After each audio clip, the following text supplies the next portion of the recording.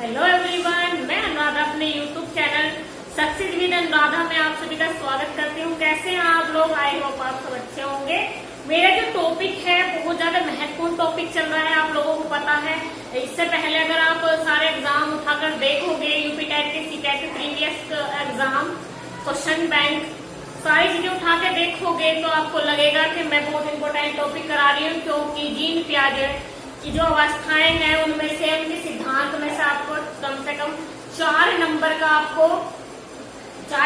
Question देखने को मिलेंगे। ठीक है, तो चलिए मैंने आपको बताया था कि जीन पियाजे ने एक सिद्धांत दिया था, उसका नाम क्या था? संज्ञानात्मक विकास सिद्धांत या फिर ज्ञानात्मक, उसे बौद्धिक भी बोलते हैं। ठीक है, और बहुत सारे नाम मैंने उसके बताए थे। तो चलिए दूसरा सिद्धांत क्या दिया है वो भी देख लेते हैं जीन पियाजे ने, और क्या कौन कौन से सिद्धांत दिए हैं तो देख लेते हैं। देखिए, निर्माण और खोज का सिद्धांत ये किसने दिया है? ये भी जीन पियाजे ने दिया था। इसका नाम क्या था? निर्माण और खोज का सिद्धांत। ठीक है, निर्माण करना, बच्चा खोज, मतलब उनका कहना ये था कि जो हमारा ज्ञान है वो नकल पर आधारित ना हो, वो स्थायी रूप से बच्चा अनुकरण नकल करके या फिर कहने का मतलब ये नकल करके किसी भी चीज को ना सीखे, है ना।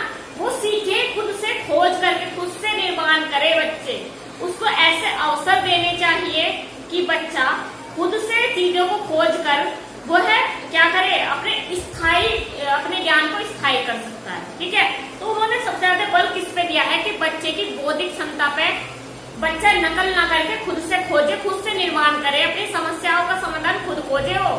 ठीक है, और वो क्या करे, अपनी समस्याओं का समाधान खुद खोज कर खुद उसका हल करने की कोशिश करे और नए नए नियमों का निर्माण करे, है ना। तो चलिए देख लेते हैं ये क्या बताया है कि प्रत्येक बालक अपने अनुभव को अर्थपूर्ण बनाने के लिए क्रियाशील होता है।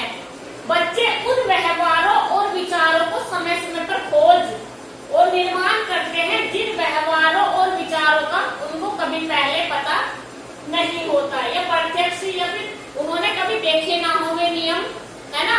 वे उन्होंने बल दिया है कि उनके जो अनुभव है ना, जो उनके अनुभव है, जो अब तक उन्होंने सीखा है ना, अनुभव और विचारों के माध्यम से, है ना, वे ऐसे खोजे, उनको ऐसा अवसर देना चाहिए कि वे खुद से अपने विचारों अनुभव के माध्यम से अपनी समस्याओं का समाधान खोज सके और नए नियमों को क्या कर सके, नए नियमों का निर्माण कर सके। ठीक है, तो वो जीन पियाजे ने दिया है खोज, निर्माण और खोज का सिद्धांत। आगे देख लेते हैं। पियाजे का विचार है कि वे ज्ञानात्मक विकास केवल नकल न होकर खोज पर आधारित हो। ठीक है, ये ज्ञानात्मक विकास भी हो सकता है, यहाँ पे संज्ञानात्मक विकास भी दे सकता है, सृजनात्मक विकास भी दे सकता है, बौद्धिक विकास भी दे सकता है ना। तो चलिए, नकल न होकर खोज पर आधारित हो, है ना। नवीनता या खोज को उद्दीपक, अनुक्रिया, सामान्यीकरण के आधार पर नहीं समझाया जा सकता। जो खोज को एक उद्दीपक के माध्यम से नहीं समझाया जा सकता, उद्दीपक अनुक्रिया के सामान्यीकरण के आधार पर नहीं समझाया जा सकता। एक उदाहरण है, 4 साल का बच्चा है। ठीक है, एक 4 साल का बच्चा, यदि उसको क्या किया जाए, उसको भिन्न भिन्न तरह के क्या दिया जाए, भिन्न भिन्न तरह के आकार के प्यालों को प्रथम बार क्रम अनुसार लगा देता है। ठीक है, पहला क्या होता है कि देखिए, पियाजे का विचार है, पियाजे ने क्या कहा था कि ज्ञानात्मक विकास केवल नकल न होकर बच्चे के खोज पर आधारित हो, है ना। तो बच्चा खुद से जाता है क्या कर सके, खुद से ही वह अपने अनुभव और विचारों के माध्यम से अपनी समस्याओं का बच्चा खुद हल कर सके और क्या कर सके, नए नियमों का निर्माण कर सके, है ना। इसका उदाहरण क्या था कि एक 4 साल के बालक को भिन्न भिन्न प्यालों में क्या किया जाए, भिन्न प्यालों को प्रथम बार क्रमानुसार लगा देता है एक बच्चा, है ना।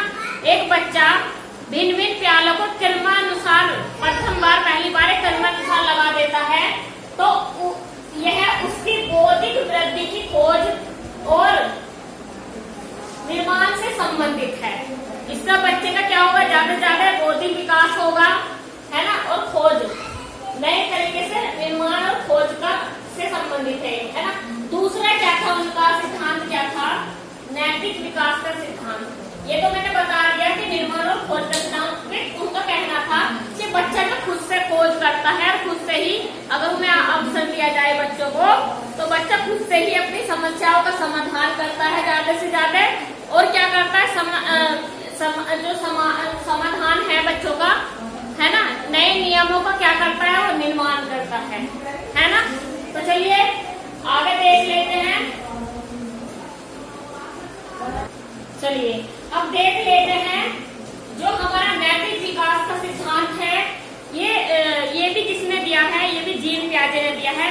इसमें जीन पियाजे ने नैतिक विकास की दो अवस्थाएं बताई। कौन कौन सी, एक तो है परायत नैतिकता की अवस्था, है ना, ये कितने वर्ष तक मानी है, 2 से 8 वर्ष तक मानी है ना।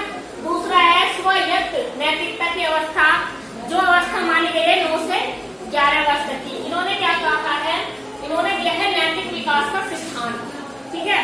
तो इन्होंने 3 सिद्धांत दिए हैं जो मेरे नॉलेज में है। अब ये देख लीजिए, इन्होंने क्या कहा है, इन्होंने कहा है परायत नैतिकता की अवस्था में कि पियाजे के अनुरूप इस अवस्था का उद्भव बालकों में असमान अंतःक्रिया से होती है। इस काल में बच्चे में नैतिक नियम निरपेक्ष, अपरिवर्तनशील तथा दृढ़ प्रवृत्ति के होते हैं, है ना। दूसरा इन्होंने क्या बताया है, इस काल में नैतिकता बच्चों के समकक्ष अर्थात मित्रों के बीच के संबंध में विकसित होती है। इन्होंने क्या बताया है, इसमें उन्होंने बताया है कि इसमें बच्चा सबसे ज्यादा गहरी दोस्ती करता है, मित्र बनाता है, और वह अपने बारे में ना सोचकर किसके बारे में सोचता है, अपने मित्र के बारे में ज्यादा सोचता है, उसका अच्छा बुरा ज्यादा सोचता है ना। और क्या करता है, बच्चों में सोचने की प्रवृत्ति है, नियम एवं कानून लोगों द्वारा निर्मित किए गए हैं। बच्चों में सोचने समझने की प्रवृत्ति होती है, और वह नियम कानून लोगों द्वारा निर्मित किए गए हैं। अपने मित्रों के संबंधों के द्वारा न्याय का एक ऐसा दर्शन उभरता है इस उम्र में, जिससे दूसरों के अधिकारों के संदर्भ में चिंता एवं पारस्परिकता का भाव दिखता है बच्चे में।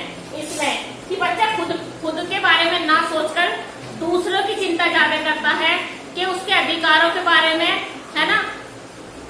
चलिए नोट कर लीजिए इसे एक बार।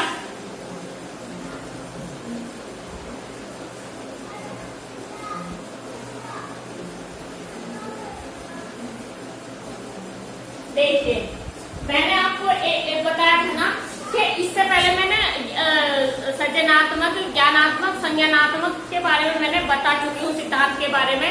उसमें क्या था, मैंने उसकी 4 अवस्थाएं आपको बता दी थी। कौन कौन सी थी, वो थी इंद्रिय जनित भ्रामक अवस्था, दूसरी थी पूर्व संक्रियात्मक अवस्था, तीसरी थी हमारी मूर्त संक्रियात्मक अवस्था, और 4th थी हमारी औपचारिक या फिर अमूर्त संक्रियात्मक अवस्था, है ना। मोस्ट इम्पोर्टेंट थी, उसके बारे में कम से कम 4 नंबर का दिया जाता है। सबसे ज्यादा इम्पोर्टेंट होती है ये अवस्थाएं, इसमें से ज्यादा 2 नंबर का पूछ लिया जाता है। ये पूरा टॉपिक है जीन पियाजे, इसमें से 4 या 5 नंबर का क्वेश्चन आपको देखने को मिल जाते हैं। 5 से ज्यादा भी हो सकते हैं, इससे कम नहीं होते, है ना। तो उन्होंने कौन कौन से सिद्धांत बताए हैं, पहला तो मैं आपको बता चुकी, दूसरा है हमारा निर्माण और खोज का सिद्धांत, है ना, और तीसरा है हमारा नैतिक विकास का सिद्धांत। ये 3 सिद्धांत दिए हैं, है ना। तो इम्पोर्टेंट है, अच्छे से पढ़ेंगे। चलिए नोट कर लीजिए।